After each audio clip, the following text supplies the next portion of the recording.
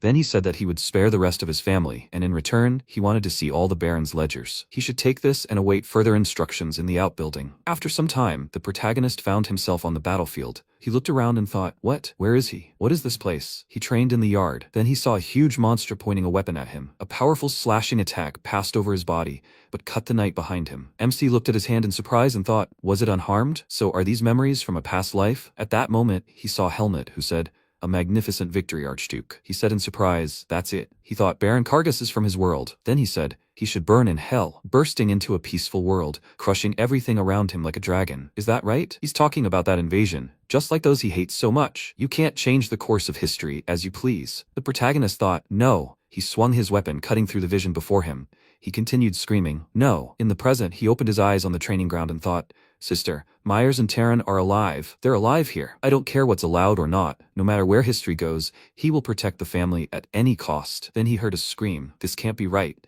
He turned around in surprise and asked, what? The man being held back by the guards shouted, the Archduke knows him. He must let him through. He grabbed Michelin by the shirt and shouted, he must let him meet his highness. He replied that he himself was a guest here. At that moment, MC approached them and asked, Prexian, is that him? And Michelin is here. At that moment, Prexian, with tears in his eyes, put his hand to his chest and shouted, His Highness. Prexian, in his past life, they called him the Monster of Paperwork, one of the key people in the Ardon family, who rose from the very bottom to the rank of Count solely thanks to his abilities. Almost any administrative task takes him no more than an hour. Sometime later, he sat in his office and closed his eyes, saying that everyone who supported him, including himself, lost their jobs. The protagonist said, now it makes sense why he's dressed like that. He took a cup of tea and wondered if they'd fired all the useful people to destroy the Duke's family from within. Maybe they weren't such idiots after all. He was just wondering who to delegate administrative duties to. Prexian showed up just in time. He then extended his hand and said, this is Michelin, a merchant who does business with the duchy. Prexian apologized for what had happened recently, and Michelin, sitting in the chair next to him, replied, no problem. He then looked at the protagonist and said,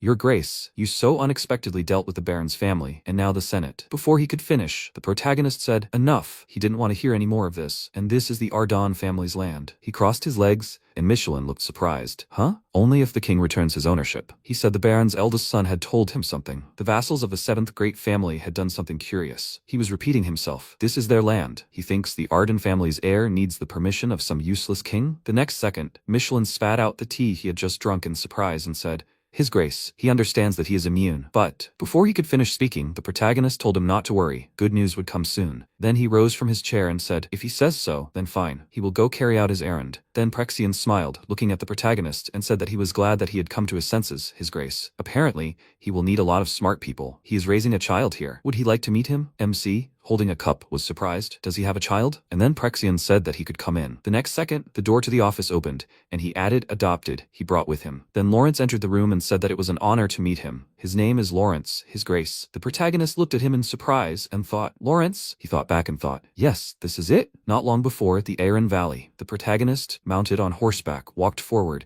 and then Sylvia rode up to him and said, Commander, all troops are in position. He replied that she was exceeding expectations, as always, Sylvia. She smiled and said, no big deal. He said, in just a week, she managed to devise a brilliant strategy that would turn the tide of the battle. The death squad is decisive. She smiled and said that all that remained was to give the order to attack. He said, damn, she's probably the only one who could have thought of that. She constantly finds the best place for a cavalry strike, and he appreciates her abilities, but he can't stay awake for 3 days. If she passes out in the middle of a battle, he'll have to deal with everything himself. She frowned and said that ever since she dedicated herself to tactics and strategy, every human death weighed heavily on her soul. But now that these monsters had nearly destroyed humanity, she was willing to put her life on the line. If her strategy could save even one more person, MC replied, okay, they will finish off these vile invaders and save humanity. Then he shouted, the Dragonids are on the move. He reached for his weapon and waving his hand shouted, she must not miss the moment to bring in the infantry. The horns must sound. The knights began to refuel the catapults, and the protagonist,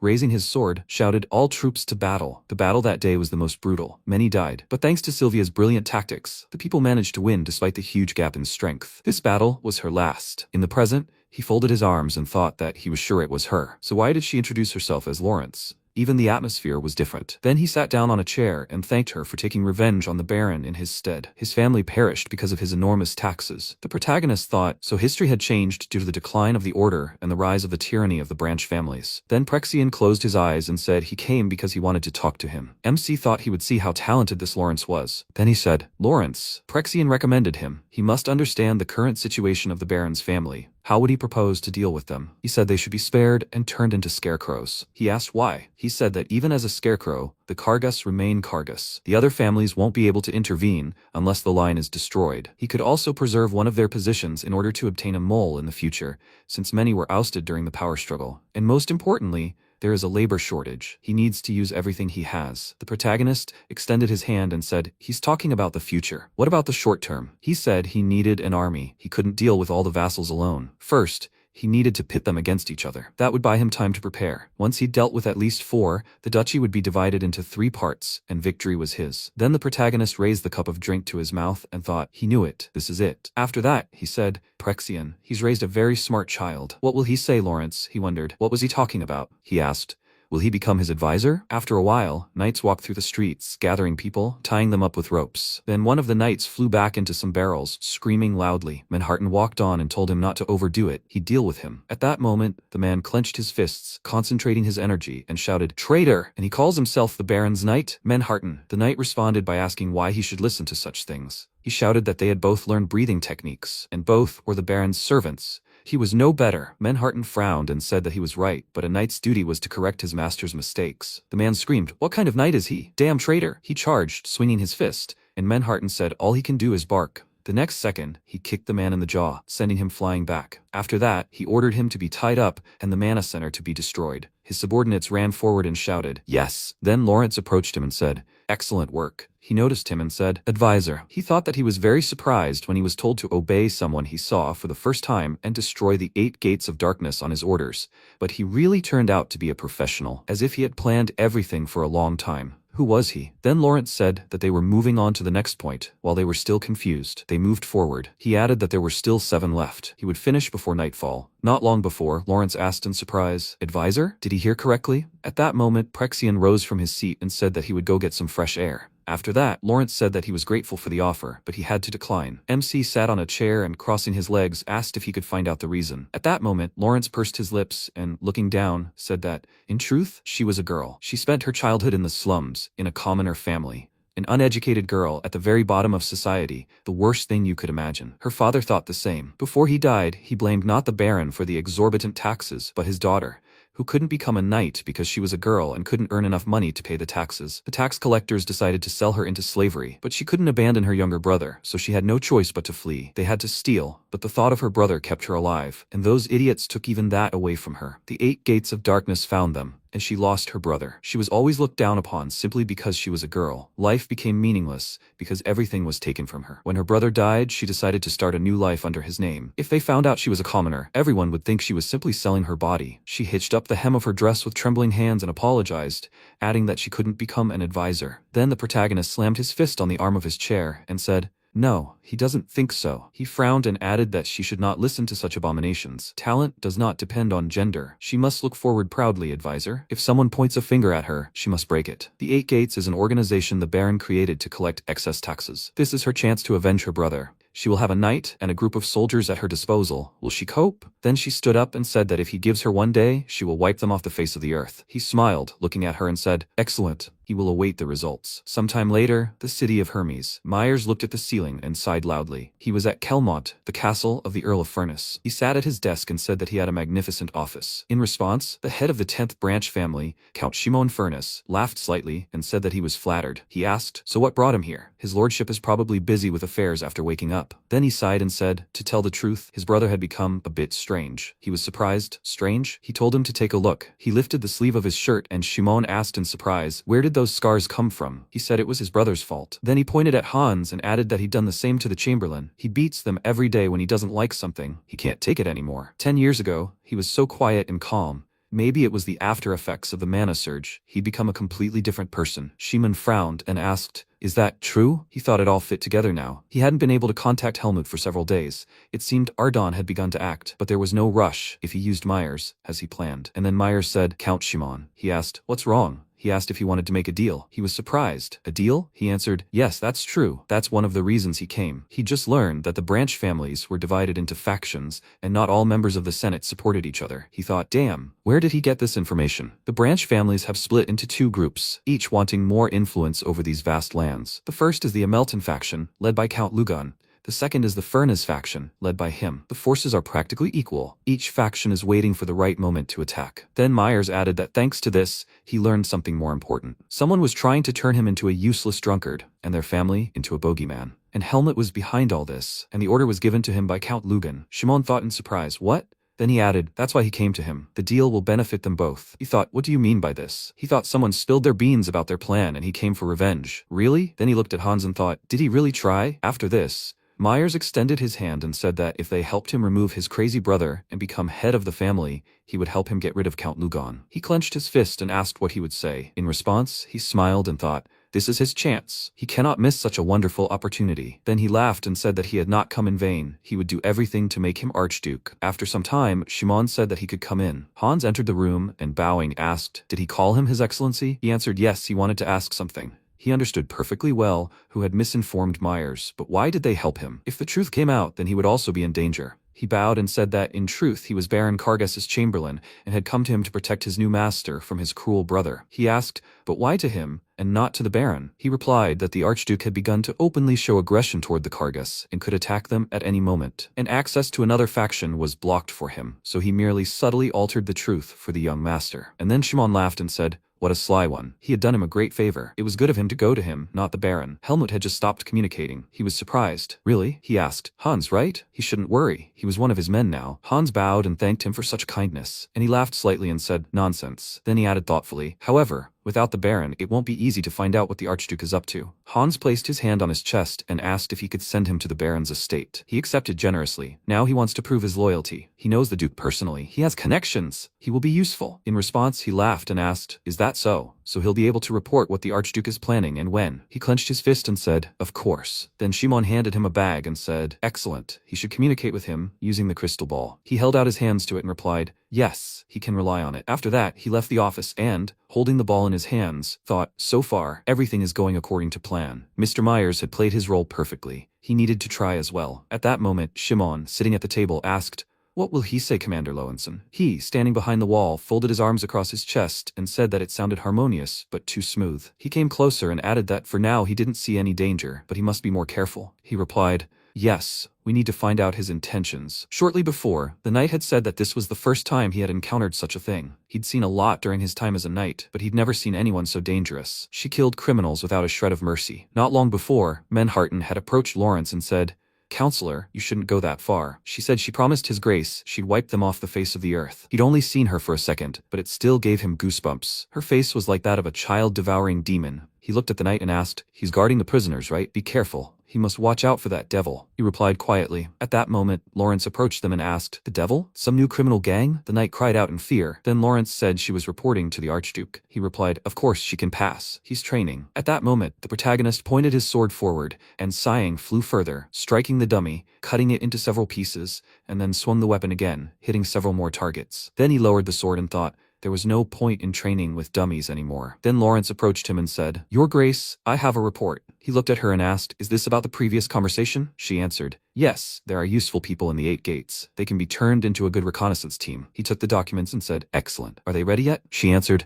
a little more than half. At that moment, the knight shouted, Sir, a man has arrived who introduced himself as Hans. The protagonist asked, Hans? He answered, is that right? What should he answer? He said that this was his servant and that he should come to his office. Lawrence, she did too. She answered, yes. The protagonist walked on and said, it looks like he's managed to infiltrate. He'll see if the plan worked. Sometime later, Kelmont Castle, the training grounds. Myers held up his shield, sighing loudly. An enemy leaped at him from behind, but he parried the attack from both sides, then parried the next attack with his sword. Then he turned sharply, blocking another attack. At that moment, Lowenson watched him from above and said, A good level. He's fit for the role of head of the family. Shimon sat next to him on the throne and said, the blood of Ardon is immediately visible. He must make sure Lugon doesn't find out anything, and he must monitor the Archduke's every action. He replied, yes. He rose from his seat and said he was counting on him. He laughed, stroking his chin, and said, who would have thought he'd be so eager for the Senate meeting? After a while, MC read the letter and said, it seems Myers is doing well. And what about the Count? Hans replied that he had no idea, they had done everything perfectly. Since he was invited to the Baron's estate, it would be a little easier to pass on information to him. Lawrence asked if he was already driving stakes between the families. They would start after the meeting. The protagonist answered, yes. At that moment, Hans looked at her in surprise and wondered if she knew about their plans. Then he asked, His Grace, who is this? He replied, Lawrence. And this is Chamberlain, and they should discuss the details. They would soon have to work together a lot. Then Lawrence put her hand to her chest and said that she was very pleased. She was Lawrence, his Grace's advisor. After a while they sat down at the table, and Hans sat opposite her and,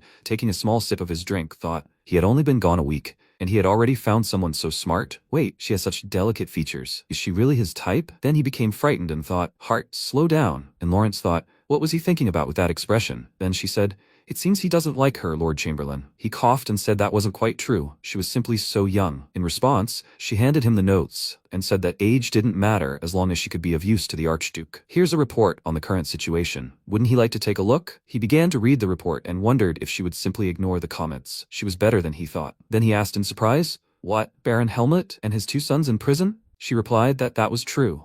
A public execution would take place soon. He was surprised. An execution? But to execute nobles. She said 357 people. He asked, huh? She replied that so many died of starvation last winter because of the Baron, and how many more suffered at his hands were too many to count. Besides, they raised their sword against a descendant of the Ardon family. He still thought that execution was too much. Maybe she should start doubting his loyalty? He answered, no. He thought that if he had sided with the Baron, he would already be a corpse. He said, wait, 8 gates destroyed? In just 1 day. She replied, right, that was just one of the completed tasks. So what was his plan? He replied that he was gaining the Count's trust by passing false information to the young master, and that he needed to get as close to him as possible. She asked, and then? He looked surprised. What? She asked, is that the whole plan? He folded his arms and said he'd only been there 1 day, and that was enough to fool the Count and come back. They can't predict how he'll act next. Wouldn't it be better to simply adapt to the situation? And then she sighed and said, Chamberlain. He wondered why her sigh sounded so condescending. He shouted, what? She said that wasn't enough. He should let her plan everything. Then she put the cup and saucer on the table and added that he'd let go of something very important. He shouted, what? She said that if he returned to the Count like this, he'd lose his head. He looked at her in surprise, and after a while, MC said that he was grateful that he'd come all this way, and that they would introduce themselves first. Then Geron bowed and said that he'd heard a lot about her. He was Geron from the Misa starting group. He will be happy to work with her. Lawrence shook his hand and said that she would too. There was no need for formalities. In response, he laughed and asked, well, how so? After all, she is his lordship's advisor. Then the protagonist looked at him and asked, Geron, is everything going according to plan? He answered, yes. He just wanted to convey the answer. He held out the letter and said that perhaps he was expecting other news. The protagonist reached for the letter and said, no matter, he will personally thank Marquise Bloten for agreeing to carry out such a difficult task. Then he opened the letter and throwing it forward said, some empty talk, not a word on the matter. And the handwriting is disgusting. Lawrence said, it seems the king supported the Senate. The protagonist said, he said that he must resolve the problems between their families himself. Lawrence said, then excellent. Geron asked in surprise, what does this mean? She said that at the moment the king and the 7 great families are the main obstacles and he decided not to interfere. She thinks that this is exactly what the Archduke wanted when he submitted the appeal. The protagonist replied, yes, thanks to the letter. He was convinced that the great families were behind the Senate. The king had abandoned them for his own gain. Then he slapped the document and said they would come back to this later. The plan was ready. The king had given them the stage. Time to begin. Then the MC said, I see. So he wants to establish potion supplies throughout the country? Geron sat across from him and said, exactly. But his trading company couldn't handle such volumes, so he decided to let House Bessus handle the supplies. As he surely knew, his family had established trade relations throughout the country, so there would be no problems. It would also be possible to negotiate supplies to neighboring countries. They would receive at least 100-fold benefit. Then the protagonist extended his hand and said he saw no reason to refuse. He should tell the Marquise that he looked forward to their cooperation. He shook his hand and replied, of course. At that moment there was a knock on the door, and the protagonist said she could come in. The advisor entered the room and said that she apologized. His Grace, the preparations were complete. MC rose from his seat and said that he apologized. Geron, they were not finished yet, but, he replied, it's okay. He understands everything. He will send him a letter with all the details. The protagonist waved his hand, thanking him, and said, "See you later." Then the advisor said, "Sir Manhwa is also waiting downstairs." He replied, "Very well, they are coming." He sighed, and Jiran, rising from his seat, thought, "The Archduke is truly an incomprehensible man. Did he really foresee the expansion of supplies? The entire kingdom seems to be in the palm of his hand. He wishes he could restore House Ardon to its former strength as soon as possible." Then MC said, "Lawrence, he leaves the supplies to her. She should take care of everything as soon as they receive the documents from Jiran." She replied, "All right." Then he asked, "Have they arrived?" Manhwa stopped near the door and answered, "Right, this is where they are holding the Baron." He asked, was he being interrogated? Lawrence had said it was true, but even torture hadn't helped. There were still gaps in his stories. He said, "I understand." He'd figure it out. He extended his hand to Manhwa, who handed him the keys and said he'd done a good job. He should give him the key, and then he could return to his duties as captain of the knights. He replied that he understood, but His Grace. The protagonist gave him the key and told him not to worry. He kept his promise. He would spare the rest of the Baron's family. Manhwa thanked him and said that in that case, he would return to his duties. At that moment, Helmut sat on the floor and thought, what a fool. When he was young and weak, when enemies surrounded him, he was so cautious that he seemed unsociable. But when he became a member of the Senate, when he gained power, he, without realizing it, turned his nose up at the wall. That was his mistake. Tears streamed down his eyes. He thought he had underestimated the Archduke, crossed the line. He had no idea how strong he was. At that moment, he heard the key in the keyhole and cried out in fear, "Your Grace." The protagonist stepped forward, and Helmut shouted, "The same." He imagined Lawrence returning to the torture. He cried out in fear, pressing himself against the wall. He shouted for her to stay away. He covered himself with his hands and added, "Enough." He had already told them everything. At that moment, MC spoke up. His acting was not impressive. He couldn't believe that even in such a situation, he was still hiding something. He put his hand on his waist and asked,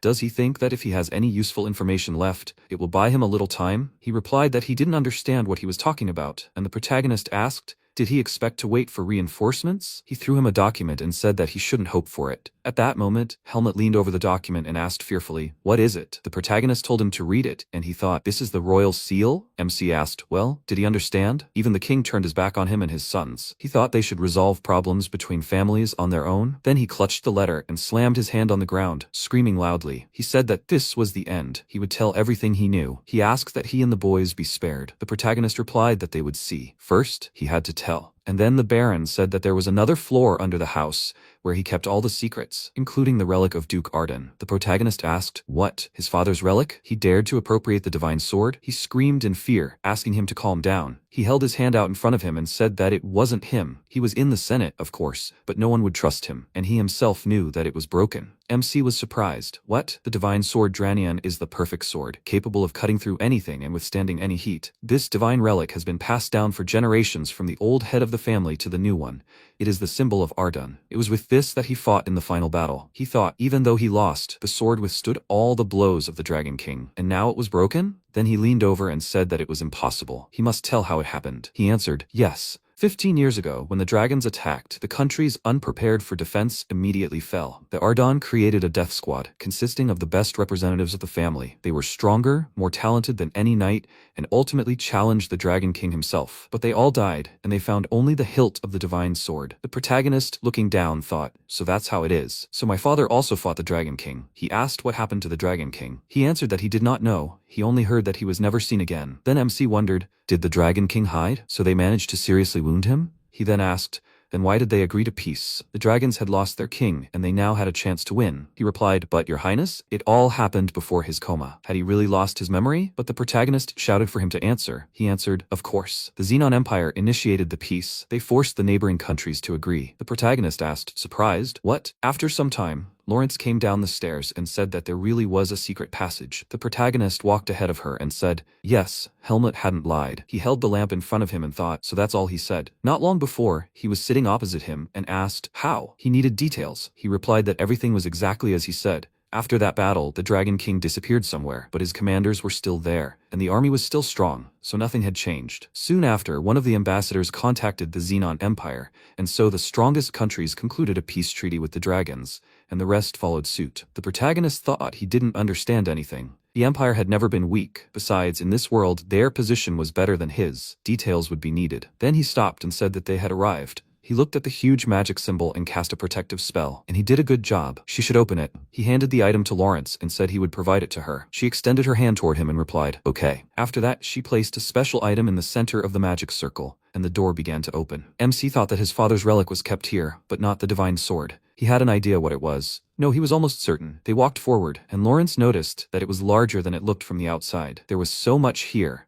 Would they even be able to find the relic? The protagonist smiled and replied, yeah, they already found it. With these words, he looked at the flask. Not long before, Helmut had thought in surprise that this had happened when they were preparing the Duke's body for burial. He couldn't believe his eyes. He looked at the covered body and asked, what is it? He thought that some kind of black metallic liquid had leaked out of the Duke. No one knew what it was. The Senate debated for a long time what to do with it, and in the end they decided it would be safer to divide it up and store it in parts. MC opened the flask and said that the branch families don't know it's the 8th ring. Another heirloom passed down in their family, like the divine sword. Lawrence was surprised. The 8th ring? So there are 8 of them? This thing doesn't really look like a ring. He replied that it wasn't named that because of its shape. After that, he used black flame breath, and energy began to concentrate in his body, and the ring dissolved in his hand and penetrated his body, scattering in all directions. The protagonist looked up, and then the scattered clumps of ring returned to his body. Lawrence covered his face with his hand and cried out in alarm. Archduke, what's wrong with him? The next second, MC sighed and, looking at his hand, said, well, not bad. She was surprised.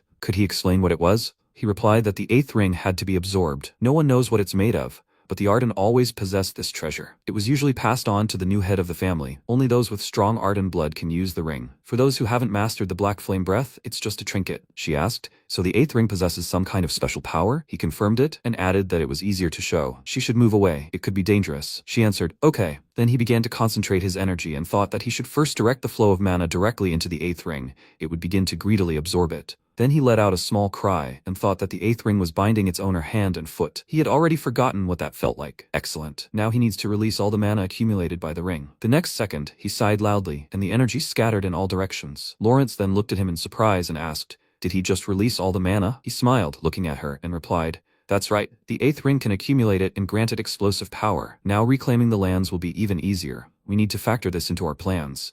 She placed her hand on her chest and bowing said, good. Then he headed for the exit, and waving his hand, said she should also find out where the remaining pieces were. She said he could rely on her. Then he moved on and thought that not only did they not revere their father, who had sacrificed himself for them as a hero, but they were also stealing his relic out of greed. He clenched his fist and thought that they should wait. He would get them yet. Freaks, to question Arden's valor. He would finish them all off. After some time, he sat in his office and asked in surprise, what, 5 pieces were taken outside his land? Lawrence stood across from him and, confirming this, added, 1 each with the heads of 4 families, and 1 more in the kingdom of Rhymedale. He asked, is that certain? She answered, yes, the Baron confirmed it. The protagonist closed his eyes and folding his arms across his chest, said he thought there was no point in lying now. That's the problem. He couldn't get everything together quickly. Well, never mind. For now, it was better to think about how Terran would return. He would make do with what he had. They would return to the matter of the stolen rings later. Thanks to her, he understood how to act now. They would take the ring hidden under their noses. She must prepare for the attack. A new life had begun in the small town of Port. Rumors spread everywhere about the appearance of the hero's heir,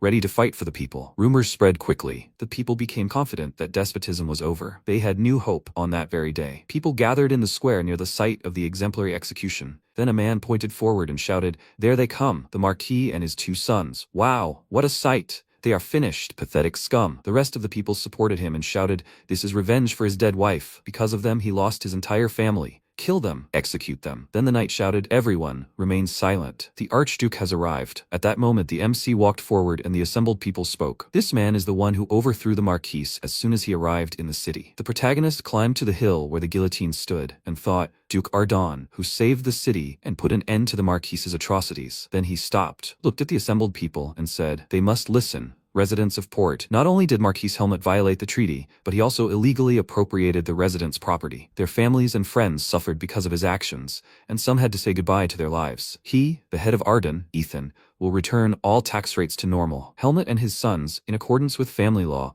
are stripped of their marquisate and all titles and sentenced to death. With these words he extended his arms forward, and the inhabitants joyfully shouted, glory to Arden, glory to the Duke. The next second, the guillotine was used. After some time, Marie was surprised. Was this all true? Had Ethan seized the family of the Marquis of Cargus? Lawrence sat across from her and replied that it was true. On the same day he arrived in Port, he seized the Marquis and was now restoring order in the city. She said, well, but if he sentenced the members of the Senate, won't the other 7 clans interfere in this matter? She replied that she should not worry, Duchess. His lordship acts taking into account all possible turns of events. Marie said, I understand. She said that she arrived in a carriage that would continue on to Port. She suggested continuing the conversation on the way there. She replied, okay. Then she looked at the guy next to her and said, but this is the knight who is with her. He said, he forgot to introduce himself given the situation. He bowed and said that he was the Duchess's escort knight. Lawrence thought it must be the same one the Duke had spoken of. He said that the Marquis of Bessus had sent him as a sign of alliance. After a while they went outside and the knight said that he would ride on horseback and she should get into the carriage with the Duchess. He would follow behind with the other escort knights. She replied, okay. After that they set off and Marie said, so that's it. As long as Ethan uses the accompanying faction structure, his strategy is safe. She mentioned that she was an assistant. She was grateful for answering all her questions. Until now, she had no one to ask about her family situation. Then she smiled and asked,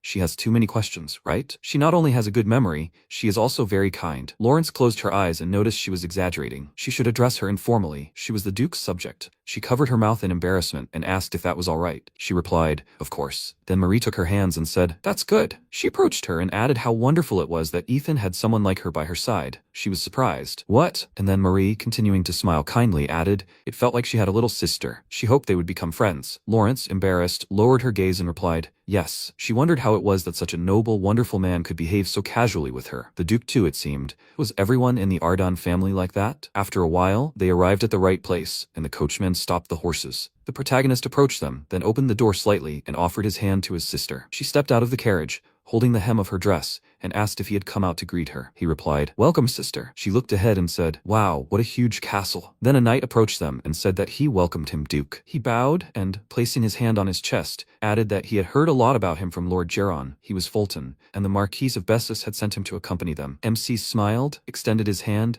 and said it was a pleasure to meet him. He was Ethan. The knight returned the handshake and said it was a pleasure to meet him. The next second, the protagonist felt energy and thought, a mana wave? Is he discreetly using it to study him? Then he smiled and thought that he was doing a good job of hiding the movement of mana. An ordinary knight would not have noticed anything, but not him. The next second, he released his energy, and Fulton looked at him in surprise. He thought, judging by his level, this was a knight of about rank 6. So, Marquis Bessus put a lot of effort into sending him. Then MC turned around and said, Lawrence, she must prepare a room for Sir Fulton. She bowed and replied that she obeyed. And the knight thanked him. He thought, it's strange. In terms of mana, he only has rank 2. No matter what his abilities, how could a knight of that rank disperse his mana? Then Marie walked forward and asked, any news about Myers? The protagonist approached her and replied, yes, he sent a letter. After a while, they entered the room, and Marie, moving on, asked in surprise, wow, is this her room? He confirmed it and asked if she liked it. She asked, Ethan, is she really allowed to use this? Everything here seems so expensive. He smiled and asked, what is she talking about? The Duchess of Ardon should only use this. She asked, really? He folded his arms over his chest and answered, of course. Starting tomorrow, she will be taking management lessons. What does she think about it? She was surprised. Management? He answered, that's right. If she doesn't mind, he would like her to help him in this area. Naturally, if she doesn't want to, she can refuse. She extended her hand to him and asked how she could not want to. He does so much, she should help him. Then she stroked his cheek and said that she didn't know if she would succeed, but she would try to be a support to him. In response, he thanked her and added, by evening he will introduce her to another knight instead of Sir Fulton. She looked at him in surprise, and then he went to the door, waving his hand, and told her to rest. They would see each other at dinner. She said in surprise, he must wait, Ethan. What is he talking about? Then he left the room and thought, a 6th rank knight. He is not just someone who knows how to handle a sword. Here, someone who has begun to understand the essence of the sword, a 6th rank knight. Such a person is quite capable of doing more than he can. The reason Count Lugon and Shimon are so calm is because they have several knights of this rank. He walked forward and thought that he only started training a month ago. His strength is not yet enough to resist. After that, he knocked on the door and said, sir, it is he. Can he come in? Fulton opened the door slightly and asked in surprise, Duke. He asked, did he say his name was Sir Fulton? Can he spare him a little time? He answered, yes, although he had not yet unpacked. If it does not embarrass him, then he can pass. In response, MC thanked him and then sat down at the table. Then Fulton apologized and asked, but could he ask what reason he came to him for? He replied, nothing special. He had one proposition. Saying it in front of the castle gates was a bit impolite. He thought it was perfectly normal now. After that, Fulton sat down at the table next to him and thought he finally understood what was going on. He asked, what kind of proposition? The protagonist folded his hands in front of him and said, he too was curious to know his abilities. He would like to learn one technique. There was still time before dinner. How did he like such a proposition? Would he like to fight? After some time, Marie turned the page of the book, then raised her hands up and said that while she was reading the book, it was already time for lunch. A knight stood behind her. his hands folded behind his back, and said that it was true. The sun was already setting, and then she looked at him and asked, "Sir, will they dine together?" Even if it was only for a day, but today he was her escort knight. He asked, "Is that possible?" She answered, "Of course." Then he smiled and said it was an honor for him, but awkward in front of Sir Fulton. She asked, "In front of Sir Fulton?" He asked, hadn't she heard that the Duke had offered to duel him? She was surprised. "What? Ethan?" He answered, "That's right." The fight was probably in full swing now. She said, "What can you do with it?" Meanwhile, the protagonist prepared to attack, and then struck in front of himself, and Fulton held his sword in front of his weapon and, blocking his attack, he thought, not a bad blow, and MC thought that he knew it. He parried it well. In that case, he could attack as much as he wanted. Well then, maybe he should pick up the pace? He concentrated his energy, then smiled and ran to attack. In response, Fulton clenched his teeth and concentrated his energy, swung his sword, parrying his blow. He thought that the speed of the attack was faster than he thought. If he hesitated, he could, on the contrary, hurt himself. The protagonist then pointed his sword forward and thought in surprise. He disappeared. Then, from behind, he turned around abruptly when Fulton appeared behind him and parried his attack with his sword. Fulton then thought he couldn't understand how he was able to restore mana from his shattered aura and strengthen it again. It was impossible for a normal person. Furthermore, how did the Duke manage to manifest abilities beyond his mana? A knight's strength and speed depend directly on this, so their level is determined based on their mana. But Fulton had never met anyone like Ethan. That's why he didn't know that the fragments that were spread throughout Ethan's body had the essence of flame, so each piece acted as a clot of mana. He was able to transmit this throughout his body faster and more accurately than squeezing it from his abdomen. Then Fulton let out a loud scream, and MC jumped back and, skidding to a stop on the ground, said, "It's a little heavy." Fulton asked in surprise, "What's he talking about?" It was simply astonishing that he could do something like this with so much mana. The protagonist thought, a duel with a high-level wielder. It had been a while since he'd thought about the times when he'd learned how to wield a sword. Then he said, "Well, now they'll try fighting properly." At that moment, the protagonist activated 8 rings. Energy spread around, and Fulton, his mouth open in surprise, thought, "What is this?" The amount of mana suddenly increased. The next second, MC charged, swinging his sword in front of him, and then Fulton also rushed into battle. They struck each other, while Manhattan, watching, thought, "Duke, he's already demonstrated unprecedented abilities when he fought them. It's simply amazing." He clenched his fist and thought that in just a few days his skills had improved. Where was the limit to his capabilities? Then Fulton struck, and the protagonist raised his weapon in front of him, but the next second his sword flew aside, and with a sigh, he noticed that he had lost. He then said that he couldn't be defeated. It had been a good battle. In response, Fulton thanked him and then told him to listen, Duke. MC took the towel from the maid and asked, "What?" He said that during the battle, his strength and speed had increased dramatically. So, at the very beginning, he wasn't fighting at full strength. He replied that it wasn't because he was borrowing strength. It was an Ardan clan technique. He exclaimed, "Wow, there is such a technique. It's simply amazing." The protagonist added that even if he had such skill, he wouldn't have had the opportunity to even use it. It had been a good battle, and he was grateful for his time. Fulton bowed and replied that, on the contrary, he was grateful to him. He thought he'd miscalculated. He'd simply wanted to check if his abilities were true. He hadn't thought it was that serious. The movements and techniques he demonstrated combined precise knowledge, like something out of a textbook. But at the same time, there were some elements that defied conventional wisdom. He clenched his fist and thought that his understanding of the sword was at the level of a fully trained knight. After reaching level 6, he'd wandered in a distracted state for another 5 years. No matter how hard he tried, he couldn't reach the highest level. In just 6 months, he wouldn't be able to defeat him. The only thing the Duke needed was time to accumulate mana. Then he called him over, and MC turned around and asked, "Huh?" He said he learned one technique from him today, but he'd also learned a lot from him. If he didn't mind, could they duel again sometime? The protagonist smiled as he looked at him, thinking how unexpected. With such abilities, he could become arrogant, but on the contrary, he wants to learn something. Then he extended his hand forward and asked, "Is it really so?" He's always prepared. Fulton smiled and said, "Yes," he says it sincerely. He thought, looking at his sword technique, he realized something. And then the protagonist shook his hand and said, "Great, when there is time, he will teach him a technique." In response, he thanked him for accepting his offer, despite how he acted during the day. Then MC added that he was asking him for favors, accompanying his sister and training. At that moment, he heard a scream, "Ethan." He turned around in fear and asked, "What, sister?" Marie approached him and, pointing her finger at him, shouted, "He's not letting the man who has come such a long way rest. Isn't this too impolite?" He awkwardly answered he understands. Watching what was happening, Fulton thought, and really, it is not clear what is going on in his head. After some time, Bloaton, using a magic ball, asked Fulton if his abilities were really on par with his. He answered, "Exactly." He asked thoughtfully, I can't believe it. The Duke is that strong. He answered, yes, he has enormous potential. Not only had his strength and speed exceeded all his expectations, but he also possessed a special mana manipulation technique that surpassed his own level. This was the first time he had seen such an ability. Bloten said he was doing well, and from now on he should report even the smallest details about the Duke to him. He bowed and said he would obey. He added that he would call him in time for the next report. Then, Bloten began tapping his finger on the table and thought, the Duke had been in a coma for a long time, but now he was able to pierce the manosphere. His strength could be compared to that of a 6th-ranked knight. How interesting. So far, the Duke had shown surprising resourcefulness. It seemed his combat skills were much higher than he thought. He'll probably start taking concrete action, in which case he can't remain in the country either. He then turned to his subordinate and said he'd give him a list of things which he should find as quickly as possible and then send to Fulton along with the letter. He, passing his hand over his chest, replied that he obeyed, and Bloten, thoughtfully placing his finger to his chin, thought that he was now convinced that the Duke could bring about great changes in the kingdom of Hydern. In that case, now would be the perfect time to strengthen cooperation between the two families. After a while, the knights shouted, "Alarm! Those idiots from the 8th gate have escaped. Everyone, except those putting out the fire, catch the fugitives." The knights ran forward, shouting, "Catch them! They must catch every last one of them." They were running in that direction, quickly, after them. At that moment, Hans, hiding behind a bush, sighed loudly and said, "We barely made it out. Where are they going now?" But the next second, Hans appeared from behind, grabbed him from behind and covered his mouth. The man told him to be quiet. Calmly, the Count had sent him to accompany him. First, he should go with him to a safer place. He said okay. After that, they passed through the bushes, and Hans thought, great, everything is going according to plan. Not long before, he was sitting in the dungeon and holding his hand, asked,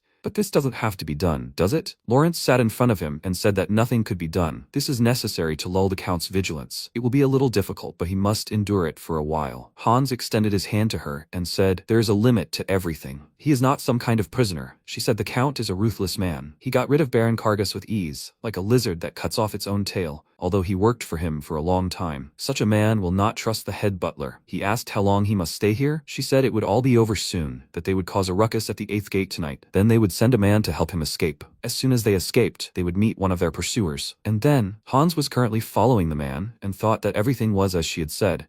Even the hiding place really did match Lawrence's words. Then the man stopped near the passage and said, "This way." Then they went down the stairs and he said they were there. He put his hand on Hans's back and said that this was the underground shelter, that it was safe here. In response, he thanked him, and the man, leading him to the table, said that as soon as he got into the castle, he had to hide what had happened. He replied that he hadn't hidden, that the Duke had grabbed him. He sighed and added, and then placed him in prison and tortured him. The man, looking at him, thought that he had deep wounds, that the Duke was definitely on bad terms with him. Then he said he had deep wounds and needed to be healed quickly. He replied that he was fine, but first he needed to contact the Count. He had important information. He said yes, but he said his crystal ball had been taken from him when he was captured. He was asking for his help. This was a very important matter that could not be delayed. The man said okay, he would contact the Count right away. After some time, the protagonist asked how Hans was.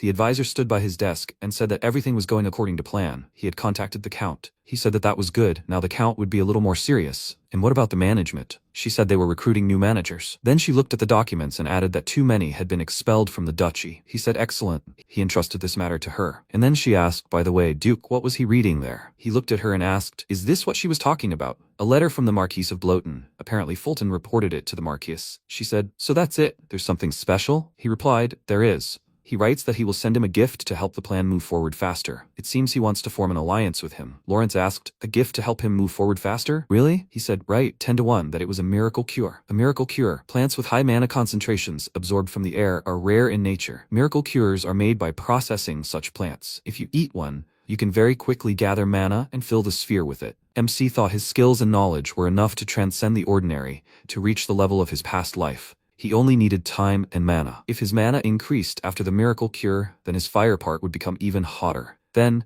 the heat of his sword would be incomparable to what it is now. An ordinary sword couldn't withstand such heat and would simply melt. Then he put the letter on the table and said that before the gift from the Marquis arrived, he wanted to go somewhere. He would assign Menharten and 3 more knights. She should be careful. She was surprised. What? He wanted to leave? Where was he suddenly going? He answered. He needed to get one thing. She asked, one thing? And he went to the door and told her to take care of everything while he was gone. He took the cloak and, smiling, added that he needed a weapon that could withstand his mana. He would make a new sword in return. Loidinium is the capital of the Duchy of Erden. Count Lugon, The head of the Emelton faction slapped the document on the table and shouted, "What does this mean, Count Shimon?" The head of the faction took the death of a subordinate lightly, so the Duke can kill all his subordinates, and no one cares. Shimon sat opposite him, folding his hands in front of him, and told him to calm down. If the Duke committed murder, what did he think their actions would be? Naturally, the king and the 7 clans would demand that they be held accountable. It was entirely possible that their estates know their heads would roll. Lugon smiled and thought, of course it would, and he would be the one to answer for everything. It was immediately clear why the Duke had struck at the Kargas. He had realized that they had long been plotting against him. He also realized that it was he who had hatched the plan to destroy him. He should now add fuel to the fire and have them tear each other to pieces. At that moment, Shimon gritted his teeth and thought, pathetic idiot, does he think he doesn't understand his plans at all? However, after some time, using a magic ball, Hans said, "Count, it worked." He asked, "Really?" He must tell him more. He answered,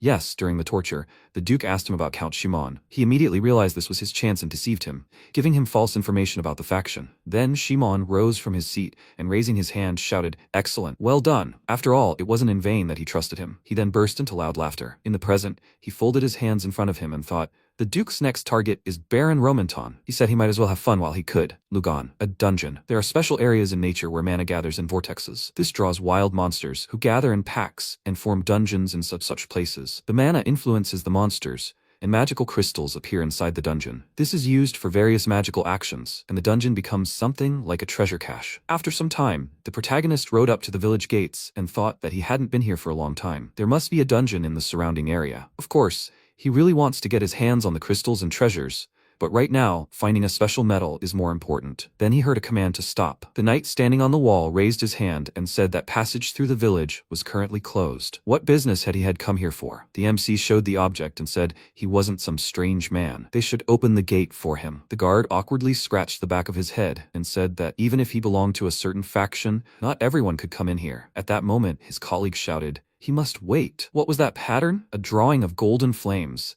He thought it was the symbol of the Erdon Duchy. Then he asked, isn't he the Duke of Erdon by any chance? He then shouted that he would open the gates immediately. He must bring the village elder quickly. After that, the gates opened and the protagonist rode on. Looking around, he thought the atmosphere in the village was strange. There was no movement on such a wide street. Anxiety was visible in the eyes of the villagers. Perhaps they were wary of him, or were their faces filled with fear? Then he asked the guard to listen and asked where the village elder was. In response, he apologized and said that soldiers had been sent for him and that he would be here soon. But MC said no, he'd go see him himself. He had to take him to the village elder. After some time, the village elder said that a hunter from that village had personally experienced a similar situation. He was hunting, as usual, near an abandoned mine, when suddenly he heard a strange sound. The hunter listened and thought it was the sound of a pickaxe. He wanted to find out who was making these sounds, so he went closer to the mine, and there he saw something he never expected. Then he said in fear, they were skeletons. Jillian, the elder of the Floran village, spread his arms wide and added, there were several dozen skeletons there working with pickaxes. The protagonist sat on a chair across from him and asked, skeletons? He meant dead people? He answered, yes, they were definitely skeletons. He was too afraid to go inside, but he heard the sound of pickaxes. Then MC thought, this is very strange. All that can be mined in the abandoned mine is that very metal, Ephrion.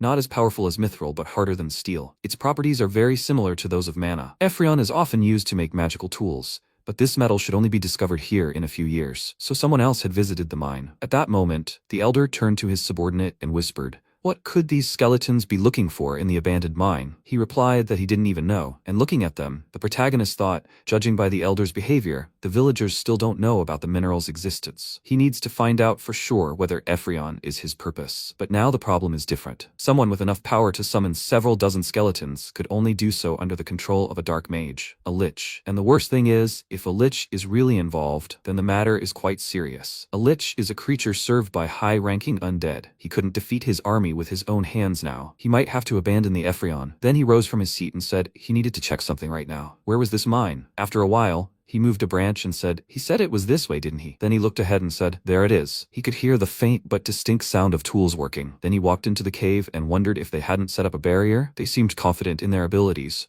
The elder said he had reported the undead to the Baron, but he hadn't seen those documents. If the elder wasn't lying, did Helmut break the contract and conceal the truth? Did he deliberately allow a lich to appear on his territory? He had a feeling something else was at play here. The next second, a pickaxe struck metal and MC walked forward, noticing skeletons mining ore, and he thought he knew it. It was the Ephrion. Could this really be his goal? The next second, he concentrated energy in his eyes and noticed the dark mage. He said that, judging by the aura he sensed, This was the dark mage who controlled the skeletons. He smiled and thought, it's good that this isn't as dangerous a creature as the lich. He could easily take the Ephrion. And then he came closer, and the mage turned around abruptly and shouted indignantly, "Who is he?" The protagonist asked, "Should someone who was about to die care?" Then the mage began to concentrate energy and shouted that he didn't know who he was, but it seemed he wasn't afraid of anything at all. He would turn him into a skeleton. Then MC took up his sword, concentrated energy, and looked at his opponent. He thought, what? He thought, is this really possible? He then pointed the sword at him and told him to answer. Where did he learn the dragon breathing technique? The mage laughed in response, and the protagonist asked, "What's so funny?" He grinned, pointing at himself, and asked,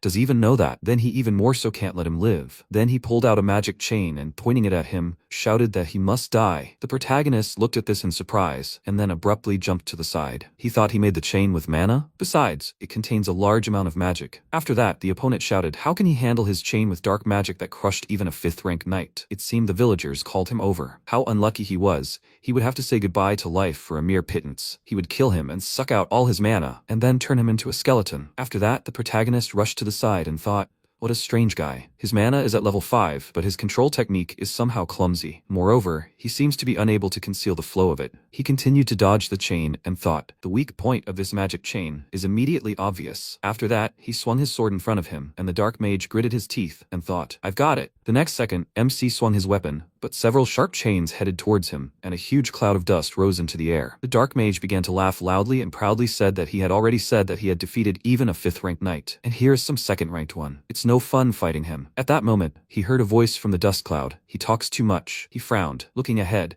Then the protagonist swung his sword several times, cutting the chain in several places. His opponent cried out in fear. He should wait. Did he break his chain? He thought that he hadn't just cut it with a sword. He had disrupted the flow of mana that ran along this chain. How did he do that? The next second, MC charged at him. He thought, damn, this is no time to gape in surprise. He thrust his hands forward and shouted, impenetrable darkness. This should protect him. The next second, the protagonist swung his weapon, directing an attack forward, and then shouted, well, this is easy to deal with. At that moment, he found himself behind his opponent, then pointed his sword forward.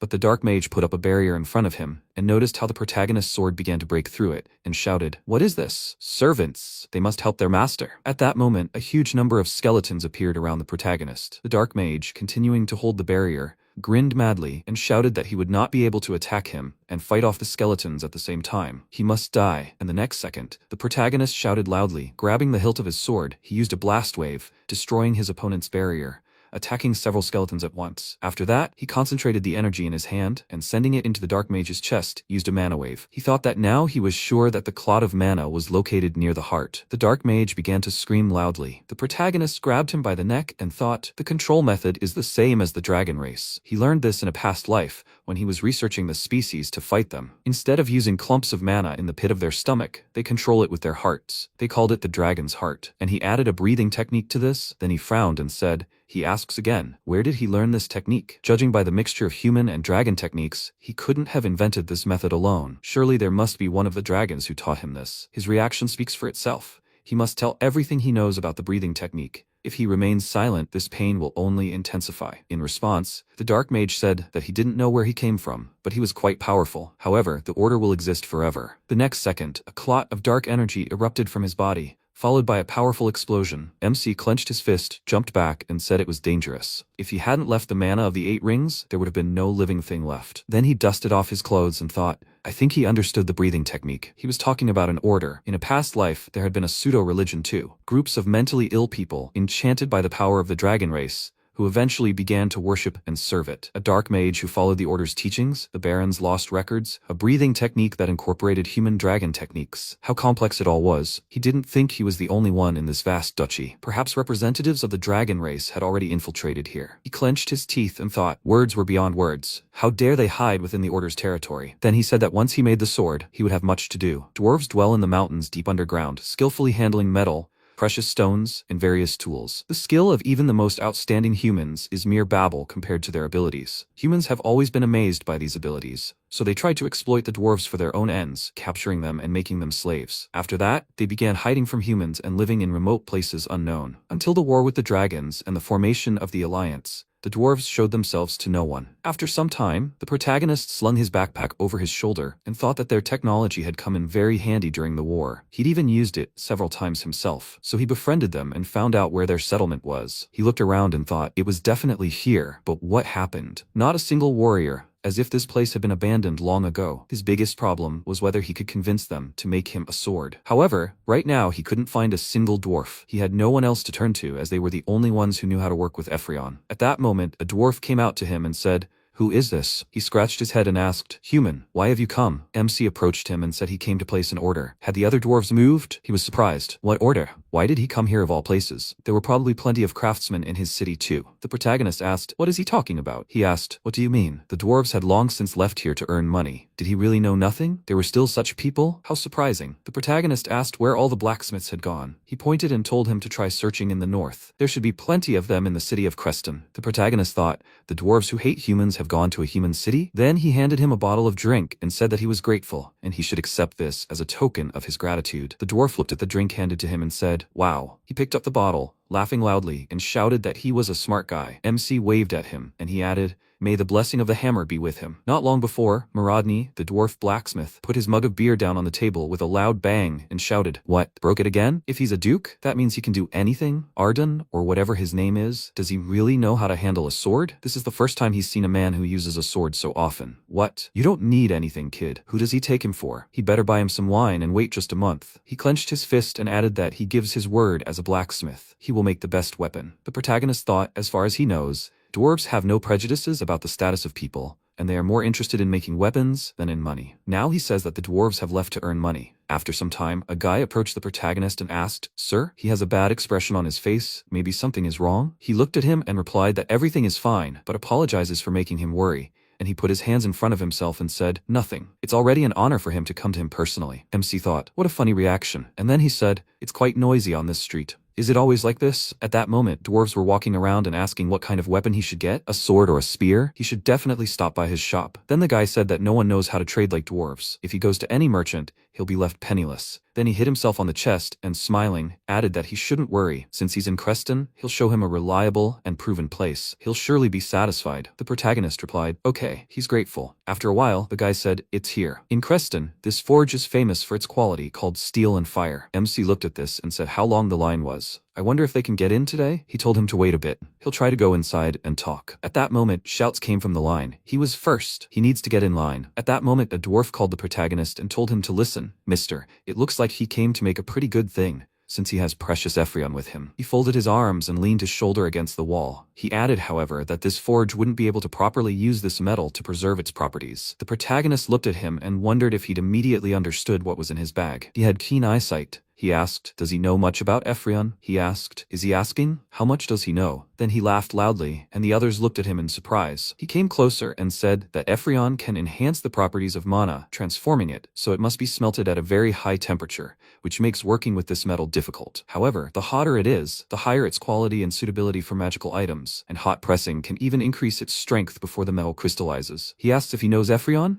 That's the wrong question. He should have asked if there was a dwarf who knew Ephrion better than him. His answer was that there wasn't one. The protagonist remembered Muradni saying he was sure there wasn't a dwarf in the world who knew more about this Ephrion than he did. Then a guy ran up to them and shouted, "Sir, he can come inside." He warned them that he was a very important client. Then he noticed a dwarf next to him and asked, "What is he doing here?" MC said, "It seems he knows him." He replied, "Right, his name is Poforents." At that moment, the dwarf was surprised. "Sir, he was the same Duke Arden who was in a coma, the one who captured Kargas as soon as he woke up?" The protagonist looked at him and asked, did he immediately become polite as soon as he heard his status? Dwarves weren't like that before. He preferred the brazen attitude they had before. At that moment, the guy indignantly shouted, "He should get lost. How dare he treat the Lord like that?" But MC raised his hand and said, "No, he wants to entrust his order to him." He was surprised. "What?" But the protagonist told him not to worry. If he didn't mind, he asked him to send this letter to Port Castle as soon as possible. With these words, he handed him the letter. The boy scratched his head and said, "Okay, he'll do as he asks, but he must be careful." This Beforance dwarf had been convicted of a crime in the past. After some time, the dwarf said that about 10 years ago, he had a rival named William. They were both fairly well-known craftsmen in the capital of a certain kingdom. One day, a decree was issued that blacksmiths were being recruited for the royal palace. He was confident in his abilities. He and William both knew that his skill level was higher. He spent several sleepless nights trying to craft a true masterpiece, but the result was a real defeat. He sat opposite the protagonist and added that he had bribed one of the judges. But William wasn't satisfied with this and accused him of fraud, and that's exactly what happened. Then he rose from his chair and shouted that he would like to make him an offer. As he himself can see, his forge is living out its days, but he would like to make a weapon for him completely free. But if he likes it, he must promise that the Arden clan will enter into a contract with him. He wants to bet everything he has left and his future on it. The protagonist asked, really? However, what will they do if he doesn't like his product? He replied, then he can slit his throat. MC smiled and clenched his fist, saying, great, if he is so confident in his abilities, there is no reason to refuse him. He must demonstrate his abilities. He happily replied, okay, the deal worked out. He only has to wait 3 days and he will make him the best sword from Ephrion. He was surprised. 3 days? And not 30? No matter how outstanding he is, dwarves work alone. Can he manage alone? In response, he laughed and said that the dwarves have changed a lot. He knows what he learned from William. It's about being proud of your abilities as a blacksmith, not standing on your own, and making reliable allies. At that moment, several more dwarven blacksmiths emerged from the door behind him, and he told him to prepare a contract. The Flamehammer Forge would craft him the finest sword. After a while, the sword's production began. Poforance, directing the others, shouted, they must throw in all the coal. The furnace burned even hotter. Then he asked, well, how is it, Orba? He stood on top of the furnace and shouted. The metal began to melt. Poforance, are you sure nothing will happen if they use so much solvent? He thinks the furnace won't withstand the pressure. He clenched his fist and shouted that it didn't matter. He had to pour everything he had. Let them use all the materials and destroy the furnace, but they must finish the job. Then he shouted, molten iron is coming out. We must maintain the temperature. We must cool it as slowly as possible. The strength of the Ephrion depends on it. After some time, they began to hit the metal with hammers, and then they started working on the decorative elements. After some time, Poforance, picking up the finished sword, joyfully shouted, wow, they did it. At that moment, the protagonist approached them and said, well done. And indeed, they finished in 3 days. Poforance looked at him and said, just in time, Duke. Only the last touch remained. He asked, what? He said everything was ready. He handed him the sword and said that this applies to ordinary swords, but Ephrion is special, and finally, a mana spell is necessary. He asked, mana spells? He answered, it's the process of infusing mana into the sword. He asked, into the sword? He answered, yes. He must try breathing mana into the sword, Duke. If he can withstand this, the strongest Ephrion sword will be completely ready. And then MC took the weapon in his hand and thought how light it was and how pleasant it felt in his hands. Unlike iron, it felt smooth and strong at the same time. One only has to start pouring mana into it and it will absorb it. Then he concentrated the energy and said, okay, he should step aside. He will do it right now. Then he used the Arden clan's #1 secret technique, the fire sword. The most powerful energy gathered in the weapon, and Poforance, covering himself with his hand, thought, what kind of flame is this? Is this the very same Arden fire mana? Then he shouted, hotter than he thought. Everyone stepped back to avoid getting burned. The others started running around the corner, and the protagonist, holding the weapon in his hand, looked ahead and thought, not bad reaction. This can withstand. Maybe I should upgrade to the highest level? And then he began to concentrate even harder, and a bright flash of energy spread around. After that, MC smiled, looking at the weapon, and said, very good indeed. Credit Poforance. As soon as he arrives in Poort, he will immediately send him materials, men, and a contract. Welcome to the Arden clan, Blacksmith Flamehammer. After some time, Manhattan came down the stairs and said, I see, so the undead on the estate's territory were dealt with. He didn't know the defenses were so strong. Lawrence walked in front of him and said that the Duke had asked for information about a dark mage capable of controlling the undead. Perhaps that man knew something. Then she opened the door and said that the Baron had disappeared, but the one who had served him for many years remained, the Baron's butler. At that moment, the man was sitting on the ground, and Lawrence said that they wanted to ask him something. He asked, are they talking to him? She came closer, and clasping her hands behind her back, said that he surely knew the village of Fellorin. Did he remember what request the villagers had made? He replied that he knew about it. She asked why the Baron had ignored this request and concealed the truth. He lowered his head and said, do you understand? He didn't know the details himself, but such things happen sometimes. He had seen it himself when he worked in the Baron's office. Suddenly, without warning, a man in a black robe appeared in the middle of the room. At such moments, he was supposed to leave the room. It seemed that the Baron obeyed all of this man's orders. It seemed that this is how he had concealed the truth about the village of Fellorin. One day, when he came back into the study, he opened the door slightly and said, Sir. Helmut gritted his teeth and asked, how many mages are there? He said, those were the words he heard. Then Lawrence thought, mages? There are several possible scenarios here. If the door didn't open, then it wasn't invisibility magic. Then the butler said that he truly didn't know anything else. She thought, of course, there are techniques for using shadows and incantations. But then the butler would have guessed what was going on. After that, she left the dungeon and said that they were finished. Manhattan looked at her and said, it seems she's caught on to something. She looked at him and replied, That's right, she thinks it's worth checking the entire county territory. They should gather knights who can help with this. The investigation must be completed before the Duke returns. After some time, a knight standing on the wall shouted, "His Grace the Duke has arrived. Open the gates." After this, the protagonist rode forward on horseback, and Lawrence approached him and asked how his trip was. He replied, "Fine, nothing happened." She said, "Yes." While he was gone, his relatives, on the contrary, behaved quite quietly. He dismounted and said what a relief. Then he asked, "What about the request he sent in the letter?" They walked forward, and she said that they had conducted an investigation. He said, "Excellent, then he will check it right away." She replied, "Yes, she left all the data in his office." After some time he began to look through the report and said, "Space travel?" The report stated, therefore, that the number of magicians in the county capable of space travel is approximately 50 people, with details described in the attached document. He asked in surprise, "Wait, what did she say?" "Lawrence, is this the exact data?" She stood in front of him and said, "That's right, she personally checked it with the knights." He thought the investigation's contents were fairly logical and error-free, but the result was quite unexpected. Spatial movement magic, or teleportation. It's certainly convenient, but it requires a huge amount of mana, so ordinary mages tend to avoid it. It used to be the primary method used by aristocrats in large cities. They'd buy expensive crystals and create teleportation gates. But for around 50 people to be able to use spatial movement magic? Wait a minute, maybe this is the same dark mage he saw in the abandoned mine? His mana level was quite high. Someone who uses dark magic mixed with a Dragon Man technique? The ability to increase mana volumes in a short time. If such a breathing method were easy to learn, then every mage would have an immeasurable supply of mana. But that's just a hypothesis. So the real problem lies here. Among those 50 people, there's probably someone connected to the order. After some time, Fulton held the sword in his hands and asked if this was the new sword he'd ordered. MC replied, "Yes, it was. It was the masterpiece of the finest dwarven blacksmith.